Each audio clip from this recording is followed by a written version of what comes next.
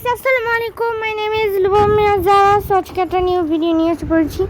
তো আজকে আম্মু শুটকি রান্না করবে। তো শুটকি রান্না করার জন্য প্রথমে শুটকিটাকে সিদ্ধ করে এটাকে ছেঁকে ভালো করে ধুয়ে নেবে, কারণ শুটকিতে বালি থাকে।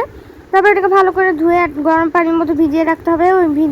তারপর একটি ফ্রাই প্যানের মধ্যে একটু তেল দিয়ে দিতে হবে। তেলটা যখন একটুখানি গরম হবে, তখন এখানে পেঁয়াজ কুচি আর রসুন কুচিগুলো দিয়ে দিতে হবে, ভালো করে দিয়ে রান্না করে নিতে হবে। রান্না করার শেষে এখানে হলুদ গুঁড়া, মরিচ গুঁড়া দিয়ে দিতে হবে। আর যারা অনেক মরিচ খেতে ভালোবাসে তারা মরিচ গুঁড়া আরও দিতে পারো, কোনো সমস্যা নেই। তারপর হচ্ছে ভিজানো শুটকিগুলো দিয়ে দিবে। তো এই তো এখন রান্না করে নিচ্ছে আম্মু ভালো করে। তো এই তো এখন নাড়াচাড়া করতে করতে করতে করতে এখন একটুখানি পানি দিবে। আম্মু লবণ দিতে ভুলে গিয়েছিল, তো এটাও কিন্তু দিয়ে দিবে। তো দেখো পানিটা কিন্তু দিয়ে দিয়েছে। পানিটা দেওয়ার পরে কিন্তু আম্মু লবণটা দিয়ে দিল। লবণটা দেওয়া হলে তারপরে হচ্ছে এটা কিন্তু নাড়াচাড়া করে নিতে হবে। তারপরে হচ্ছে গোটা রসুন দিয়ে দিতে হবে। গোটা রসুন দিয়ে তারপর হচ্ছে গোটা পেঁয়াজ দিয়ে দিতে হবে, বাট একটুখানি ঢেকে নিয়েছে। আমার তেজপাতাও দিয়েছিল, একটা তেজপাতাকে অর্ধেক করে দিয়ে দিয়েছে। তারপরে যে গোটা পেঁয়াজের সাথে কাঁচামরিচ দিয়ে দিল।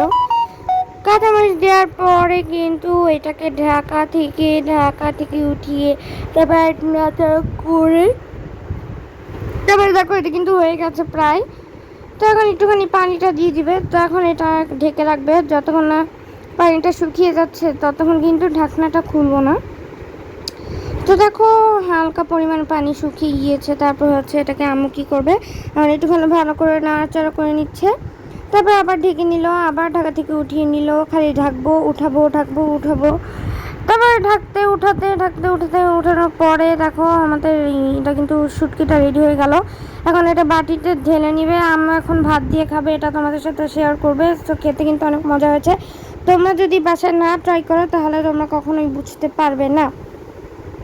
তো দেখো কালারটা কত সুন্দর, ইয়েলো কালার। তো আমরা এখন একটুখানি রাইস আর একটুখানি শুটকি নিয়ে খেয়ে দেখাবে, সেই টেস্টি ছিল। রসুনটাকে একটু সাথে কিন্তু লেবু নিয়েছে। রসুনটাকে একটুখানি মতে নিতে হবে ভালো করে। তো দেখো তারপর হচ্ছে এখানে ভালো করে মেখে নিয়ে তারপরে আমরা এখন খেয়ে ফেলবে। খেতে কিন্তু অনেক মজা ছিল, তোমরা বাসায় ট্রাই করবে।